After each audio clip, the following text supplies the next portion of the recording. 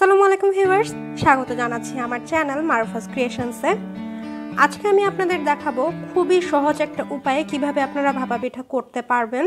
আমি এর আগেও এইটার রেসিপি দিয়েছিলাম। আসলে আমি প্রেসার কুকারে ভাপা পিঠা করেছি আর এটার রেসিপি আমি দিয়েছিলাম এর আগে, তবে সেটার ভিডিও কোয়ালিটি খুব একটা ভালো ছিল না দেখে এটা আমি আবার করছি। আর এখানে ভাপা পিঠা বানানোর জন্য চালের গুঁড়িটা আমি তৈরি করে নিয়েছি। আর চালের গুঁড়িটা আমি কিভাবে তৈরি করেছি, কিভাবে এরকম ঝুরঝুরে করে নিয়েছি সেটার একটা ভিডিও আছে, আমি সেটার লিঙ্ক ডেসক্রিপশন বক্সে দিয়ে দিব।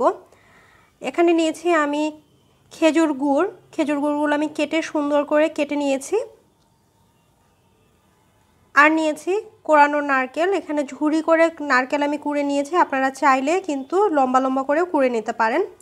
এবার আমি একটা প্রেসার কুকারের 1/3 পোর্শন পানি দিয়ে ভরে নিচ্ছি।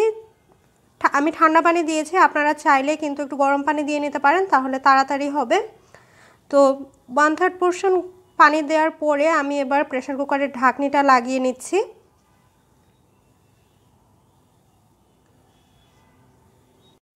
প্রেসার কুকারে যখন ঢাকনিটা লাগাবো তখন অবশ্যই রাবারটা লাগানো থাকবে, রাবারটা খোলা অবস্থায় থাকা যাবে না। খুব ভালো মতো ঢাকনিটা লাগিয়ে নিচ্ছি। আর আপনারা দেখতেই পাচ্ছেন আমি কী ধরনের প্রেসার কুকার নিয়েছি। এরকম হুইসেলওয়ালা প্রেসার কুকার নিতে হবে, যেটা হুইসেল ছাড়া প্রেসার কুকার সেটা কিন্তু নেওয়া যাবে না। এবার আমি যে হুইসেলটা আছে বা সিটিটা আছে সেটাকে খুলে নিচ্ছি। এটা কিন্তু খুবই ইম্পর্টেন্ট, এটাকে খুলে নিতে হবে।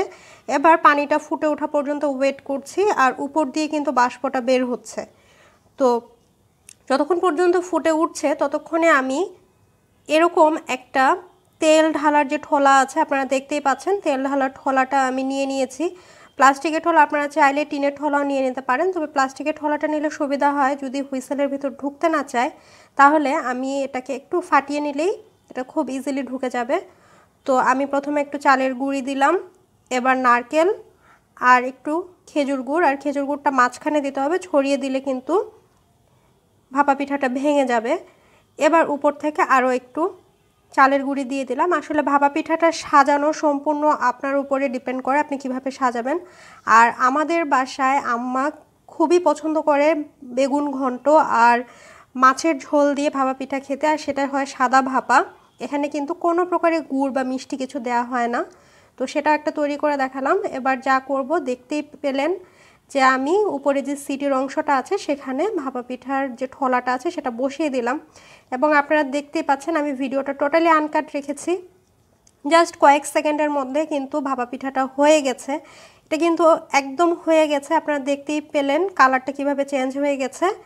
তো এবার আমি এটাকে তুলে নিচ্ছি। আর এই ভাপা পিঠাটা হতে কিন্তু সময় লেগেছে মাত্র 14 সেকেন্ড। আর যদি জালটাকে আরও বাড়িয়ে দেন তাহলে আরও তাড়াতাড়ি হবে। এবার আমি এটাকে উল্টে ঢেলে নিচ্ছি। এভাবে করে আমি প্রত্যেকটা ভাপা পিঠা রেডি করব এবং সেটাকে প্লেটে ঢেলে নিব। আপনারা দেখতেই পাচ্ছেন কত তাড়াতাড়ি হয়ে যাচ্ছে। আমি আপনাদের সুবিধার্থে আরও একটি তৈরি করে দেখাচ্ছি। দেখেন কত তাড়াতাড়ি ভাপা পিঠা তৈরি হয়ে যাচ্ছে, আর এতে করে কিন্তু আপনার হাতে কোনো ছেঁকা লাগবে না বা আশেপাশে চালের গুঁড়িও ছটিয়ে যাবে না। আর বারবার করে একটা যে কাপড় আছে সেটাকে ধোয়ারও কোনো টেনশন নেই। তো তৈরি হয়ে গেল খুবই তাড়াতাড়ি ভাপা পিঠা। আমাদের বাসায় বেগুন ঘন্ট আর মাছের ঝোলের সাথে এটা খাওয়া হয়, তাই মাছের ঝোলের সাথে এটা সার্ভ করেছি। আপনারা অবশ্যই তৈরি করে আমাকে কমেন্ট করে জানাবেন কেমন হয়েছে। আল্লাহ হাফেজ।